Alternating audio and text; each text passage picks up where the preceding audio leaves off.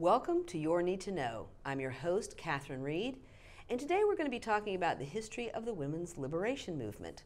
Joining me today is Dale Brumfield. He is a cultural archaeologist who's going to help us explain a little bit about why we are still fighting for the ERA here in 2019. Thank you so much for joining me, Dale. Thank you for having me, Catherine. So the first day of the legislative session, the Privileges and Elections Committee, lots of demonstrators with their ERA yes signs went down there, and they voted out the ERA amendment to a full Senate floor vote. Right. Now, it's 2019. As I recall, the women's movement, or the push for equality, started in the 1960s and the 70s, the modern movement. Correct, yeah. So why are we still fighting this battle in 2019? Yeah, that's a question that's been asked ever since this started in 1968. You know, the women's movement here in Virginia, and Northern Virginia in particular, started in the late 1960s, around 1969 or so, and there was a phrase. It was called "Chicks Up Front." I've never heard that. Yeah, nobody has. Nobody wants to repeat it. What that meant was women who were discouraged with mainstream work publications and being discriminated against joined the New Left counterculture movement, thinking that they would gain prominence much faster. What they found, however, was that the New Left movement was very sexist. They went to work for various alternative magazines. They were given jobs as coffee runners, as typists. But even worse, when they joined protest movements, they were put up at the front of the line. That's where the phrase "chicks up front" comes from, with the protesters thinking the police won't tear gas us or wield batons on us if the women are up front. That is crazy. Yeah, it's insane. So that sparked a backlash. So the New Left rebellion was then rebelled against by the very women who were trying to join it. So that's what led to these women to break away from the New Left movement. And they started their own movement, and that's where women's liberation really got its start. Now, many factions started around the entire country at the time, but here in Virginia, in Northern Virginia in particular, a few women, Marilyn Webb, Ankia Deckers, and some others, decided that they wanted nothing to do with this New Left movement, and they were going to set up their own umbrella organization. They initially called it Magic Quilt. Magic Quilt was a way for all of the scattered women's movements around the country to come together under one coordinating organization or one institution. Magic Quilt. Magic Quilt. All the quilt pieces were being assembled around the country, and Magic Quilt was going to coordinate them all, or be an umbrella organization. So this started out not a lot of success. It was very difficult to coordinate that many organizations. Yeah, right? There were disparate organizations around the entire nation. So that kind of fell apart. So what Marilyn Webb, I had the opportunity to interview her a couple of years ago for my book. She told me, it says, well, when Magic Quilt kind of fell apart, she and a few other women had raised money for a GI coffee house in Washington, D.C. Now, GI coffee houses were very popular in the late 1960s. There were areas, they were set up near military bases, and they were an opportunity for military members to just go in and just relax and let their hair down, do something without the stuffing hierarchy of the military. Right. And so they were going to start this GI coffee house in D.C. They said, well, you know what, that's a dumb idea. Let's not do that. So they had $400. They decided, let's start a magazine. So they started a magazine called Off Our Backs. And it was the first women's liberation magazine probably published in America that wasn't a newsletter or a flyer. Wow. Off Our Backs, the title, a lot of people wince at the title, but what the title really meant was they wanted women to get up and stand up for themselves and not be up front in a protest movement, just so the police, not be human shields, so the police won't attack them. So that's where Off Our Backs got started. And this magazine actually started in 1970. Wow. This was 2 years before Ms. Magazine. And people think about the women's liberation movement starting, they think of Ms. Magazine and Gloria Steinem. I have to say, I do too. Ms. Magazine and Gloria Steinem. For a lot of people, that is the start, the genesis of the whole women's movement. Yeah, but actually, it actually goes back 2 years further than that. And the good news is, Off Our Backs actually printed for 38 years. It didn't stop publishing. It went online for a while. It didn't stop publishing until about 2008. So it was around a long time.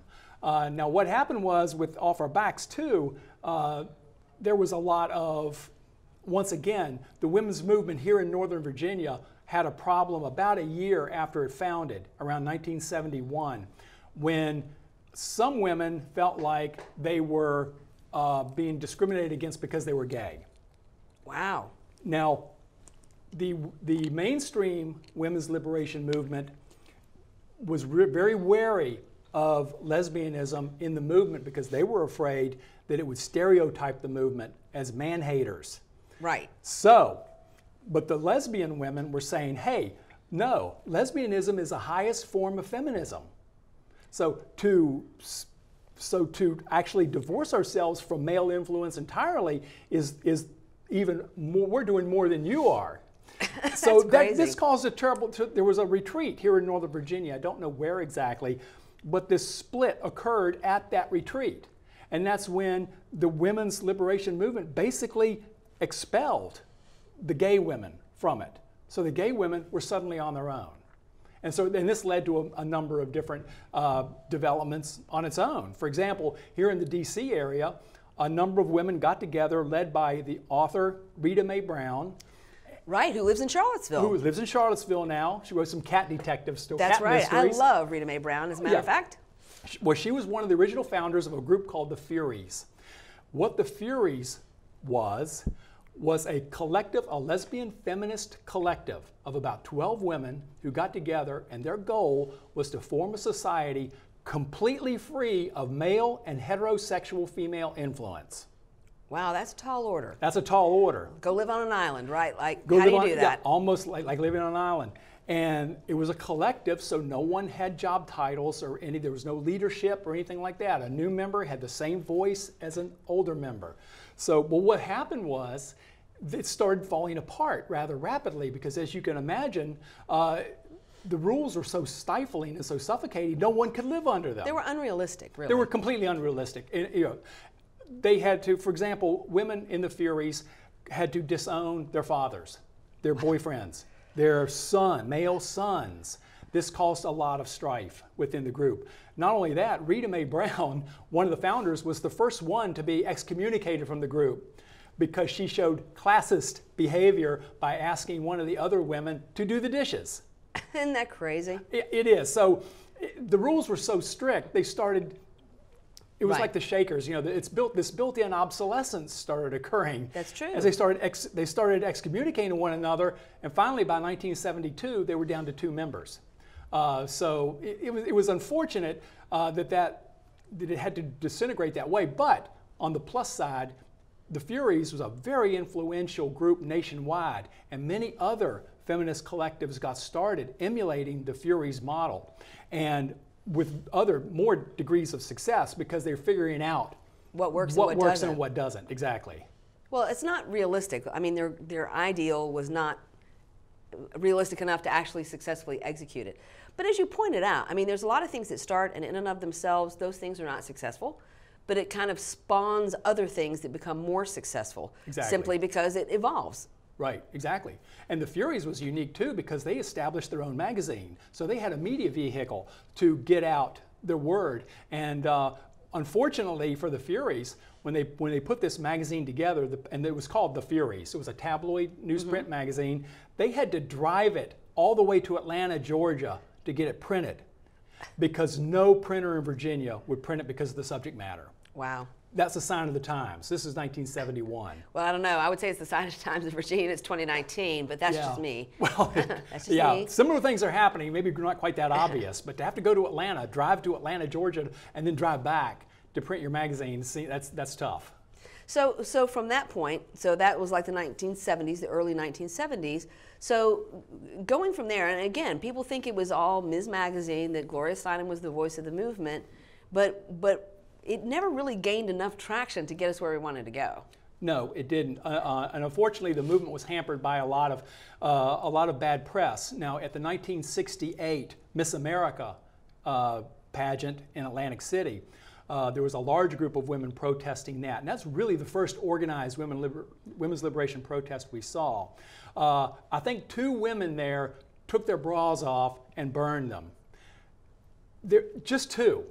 And that But was like the beginning of, yeah, so all feminists were now bra burners. They're all bra burners. That's where it happened? That's where it started. And because of two women did that.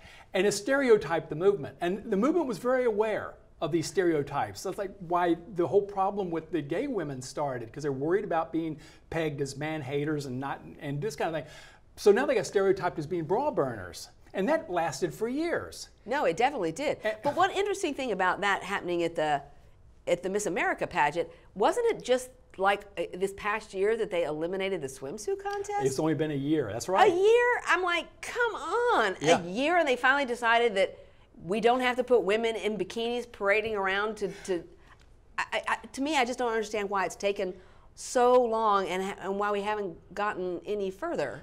Real social movement change comes very slowly, as you can see. Now, with the Furies, they took the women's liberation ideal and took it to such an extreme in such a short amount of time that it failed.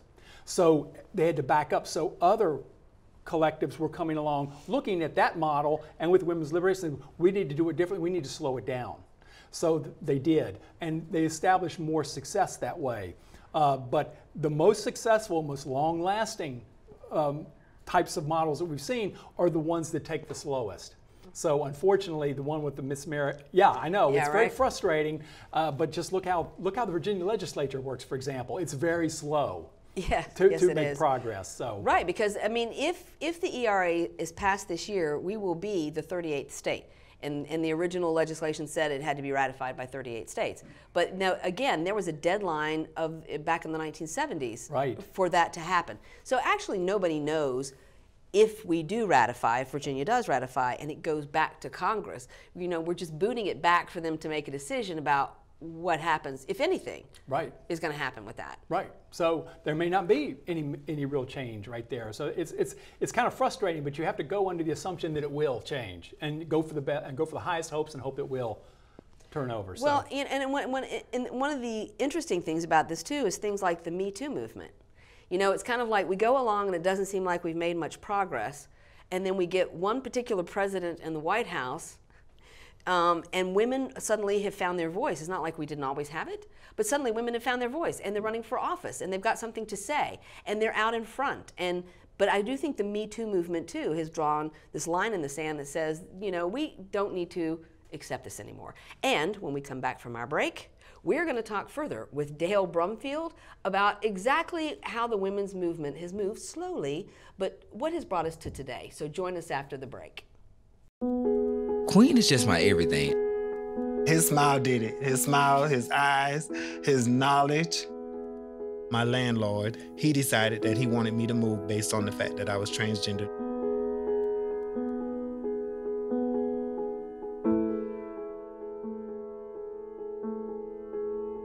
Let's just respect people in everyday life for just being human.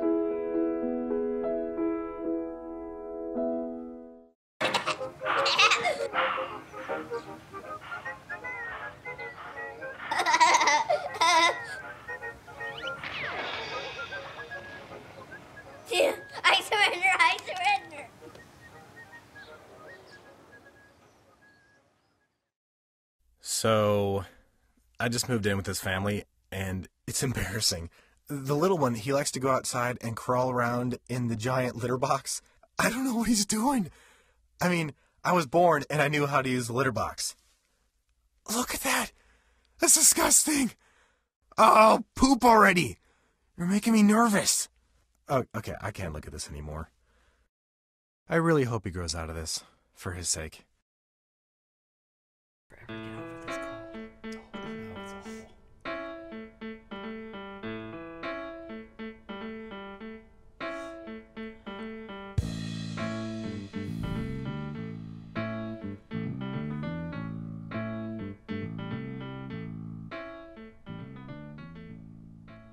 Welcome back to Your Need to Know. I'm your host, Catherine Reed, and today we're talking about the history of the women's liberation movement with Dale Brumfield, who is a cultural archaeologist. Thank you so much for being here, Dale. Thanks for having me, Catherine. So you know a lot about Virginia specifically. Right. You've done a lot of research, you've written books on all kinds of aspects of Virginia's history. Right. And we've had interesting conversations about that, like the first woman who was ever hung in Virginia. Yes, Jane Champion in 1632, first woman put to death in the new colony of Virginia for concealing childbirth. So you talk about coming a long ways. Well, it doesn't get much worse than that. We don't execute them anymore, but not there's for still that. Not for that. But there's a lot of restrictions, and so when you look in the 1970s, and we have to be honest, we're talking about 1968, 50 years later. All right, it's 50 years is half a century. And so in the 1970s, several things happened. Roe v. Wade. Right. Women went back into the workforce. Right. We had the pill, right? And you would think, so women finally got credit cards in their own names. I'm thinking now back to some of the things that I remember from my own life, right? Right. Like my mother couldn't get a credit card of her own without my father's signature. Women couldn't wear pants. Unaccompanied women couldn't sit in a restaurant alone. Remember that? Exactly, I sure do. Yeah. So, it seems like we made progress in the 70s, but it slowed in the 80s, the 90s. What happened, I think, when a new movement starts up, and in the late 60s, we had many movements starting up, and all of them trying to get a voice and trying to get to the front of the line. The gay rights movement, the women's liberation, the Black Power movement, all of them were starting, they were all jockeying for position. And that fire and that fervor that comes out really carries a movement along to a point. And then when the movement starts getting appropriated by the mainstream, that's when the fire goes out. We saw that with the New Left movement. Remember the hippie culture? True hippie culture died about 1970. Yeah. But Sears and J.C. Penney kept it going, appropriated, and music was being appropriated. Everything, it becomes part of the mainstream because that's the flavor of the month. Unfortunately, this happened with the women's movement too, up until about the mid-late 70s, and all of a sudden the fire started going out. Now, magazines like Ms. and Gloria Steinem and many others were still keeping that voice alive, but people were just like, it's like they get tired. And it's like, you know what, I just want to go back and just do my thing and just leave me alone. And too many times that happens in a movement. So to maintain a movement over decades is it's very hard. It's almost impossible.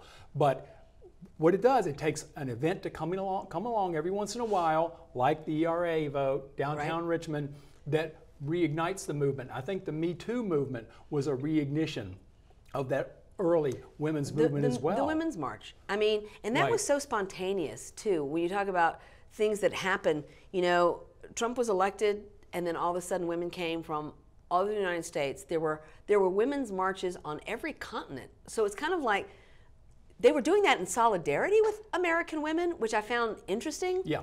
It's kind of like, look, we're the ones who have the problem, but it's kind of like, no, actually, we all have a problem. Exactly, and I think the election of Trump was once again, reignited the fire of the women's movement.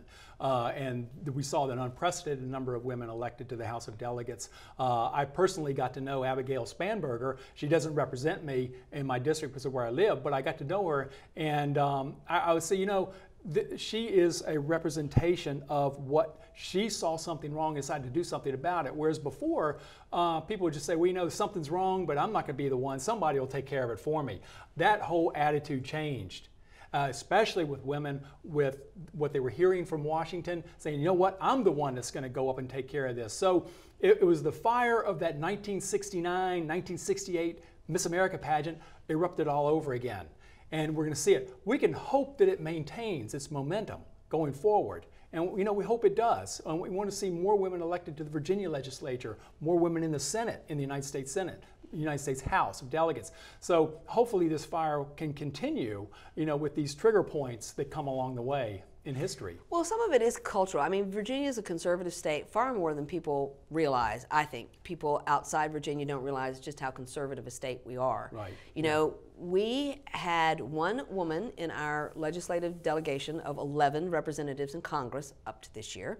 But all told, Barbara Comstock was only the 4th woman who'd ever served in Congress from Virginia. That's correct. So we went from 4 women had served, now we've got 3 current women in the House of Representatives, Elaine Loria, Abigail Spanberger, and Jennifer Wexton. Correct. So that's kind of a big leap for Virginia. It's a huge leap for Virginia. It is, and yet we've never had a woman governor, We've never had a woman lieutenant governor. We've only ever had one woman win a statewide office, and that was Mary Sue Terry for Attorney General. Correct. We've never had a woman U.S. Senator.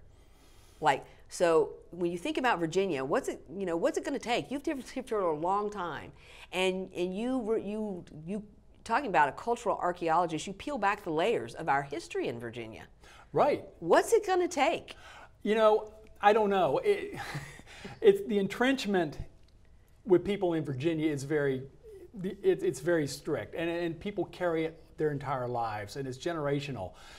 So, you know, if you look at the west side, all of Western Virginia is red. Right. This blue creep coming from Northern Virginia and coming from the Tidewater area up, and most of it's federal employees coming in both directions. It's going to really start changing the state, and I think we are going to start seeing much more changes. We're seeing changes already with, especially with conservative representatives here in the Northern Virginia area who are deciding not to run for re-election, or who are, they may be seeing that, you know what, this is changing. I know the Commonwealth's attorney in Prince William County recently said, this is not my county anymore. Right. Because the county is changing so much. It's not majority white. It's much more ethnically diverse than it ever has been. And it's because of, this is causing a change in mindset. So the more counties and more jurisdictions this happens in Virginia, the more the mindset's going to change, and they'll be open to having more women involved and running for office. I do think so. It helps to have advocates and champions. And when I was down at the first day of session, and you see the pages, you see all these like middle school kids who are pages. You know, girls were not allowed to be pages until the later 1960s. I think it was Dr. William Ferguson Reed who is the one who pushed to have girls be pages, because they allowed, I think, African American children to be pages long before they allowed girls to be pages. Interesting. It is interesting, right? And then so often that's also been a very interesting dichotomy about trying to get rights for African Americans, and this was true of the women's quest to get the vote, right? Yeah. And what's interesting about women's suffrage in the 1920s, it was about white woman suffrage. Right. It wasn't about African American. I did a lot of research to Rebecca Latimer Felton, who was Georgia's first, she was the first female United States Senator. She was honorarily appointed for one day only, until a special election could be held. Wow. So, but she was a unmitigated racist. She was a vile person. But she was the only female from Georgia the Georgia's ever had. But he served for one day. But she stood for, she said, well, she was a women's rights advocate. She stood up for women's suffrage, but white women only. Black women just kind of fell behind the program, and they didn't have the power, they didn't have the voice. And once again, it comes down to voice. The women back then, black women back then, just did not have a voice. There were some, Ida Wells and a few others, who were speaking out against lynching, speaking up against discrimination against black women, but not nearly enough. It's only when they come together collectively that they can get up to the front of the line and make their voices heard. So when the governor gave his address to the joint houses the first day of session, he specifically called out Eileen Fillercorn as being the first House minority leader in the 400-year history 400 years of Virginia's General Assembly. And that is remarkable too. Again, I will remind everyone, it is 2019. We have the oldest operating legislative body in the Western Hemisphere, celebrating our 400th anniversary, and the governor recognizes for the first time ever we have a woman House minority leader. Yeah, it's bizarre and remarkable at the same time. You know, you're so glad to see it, and you hope that opened the door to even more appointments and more women taking leadership or getting leadership positions. Women have wanted leadership positions, I'm sure, for years, but the male hierarchy was just too entrenched and too hard to overcome. So we're hoping, you know, they will get more voices and be able to come up front and do more in the legislature. So one of my, my favorite hashtag to use is smash the patriarchy. People take issue with that, like my son, who's like, why do you hate men? I don't hate men, but the patriarchy is not about individuals, it's an institution. And it's a self-perpetuating institution, and that's exactly what you were just saying. It's not just about individual women. Men have to make room and recognize that they are part of the problem. Not them individually, but they're part of an entrenched institution that gives preference and rewards and protects men in leadership roles, men in power. Exactly. And having a man sitting here talking about the women's liberation movement may rankle for the same reason, but I'm just one person who happens to know quite a bit about this one thing in Virginia. But it's not that I'm trying to be patriarchal at all, because I recognize that male patriarchy is an institution, not about one person. So it's really gratifying to see women break that patriarchy, because that's a hard nut to crack. It is. It's centuries old. It's centuries old. It just doesn't happen overnight. And I know you hate to say that, but it's absolutely the truth. But it's coming. We're seeing it. We're seeing it in the United States Senate. We're seeing it here in Richmond at our own General Assembly. So we're getting there. It's just slow, unfortunately. It is slow, but you know, as somebody who's been kind of archiving and analyzing and reporting on the history of Virginia, I do think it's important to get your perspective. And I think the fact that you, as a man, have spent so much time looking into this issue has actually raised up its importance. You know, a lot of times only women write about women's issues. I think it's amazing that a man wants to write about women's issues. Well, I appreciate that. And I thought it was just a fascinating history. And once again, it's a history that no one seemed to know. So to be able to get that history out there, it's very gratifying for me, no matter who it's about. You know, it's like, look at this. This is remarkable stuff. You know, look at it, read it. It's wonderful. And that really is the nature of archaeology, isn't it? It is. That's it. It's you just peel back the layer on what you find, right? Peel back layers and connecting dots. Yeah. Is what it comes down to. Well, I think it's kind of fascinating that when you set out to do research, you found this thing about the Furies. The thing about Rita Mae Brown, I never knew that about her. Love her books, love her as a writer, know she's a Virginian.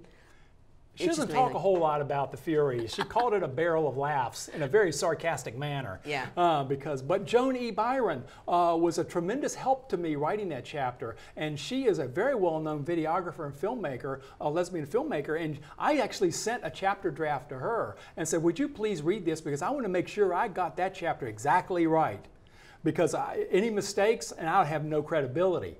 So, and she had a couple of other women, former Furies members, look at it, and they came back and they had a few corrections, and we put those corrections in. I'm so glad of that, because I can vouch for the correctness of that chapter now. Because you read it and you say, oh, come on, people didn't really try to live like this, did they? Yes, they did, and they were serious about it.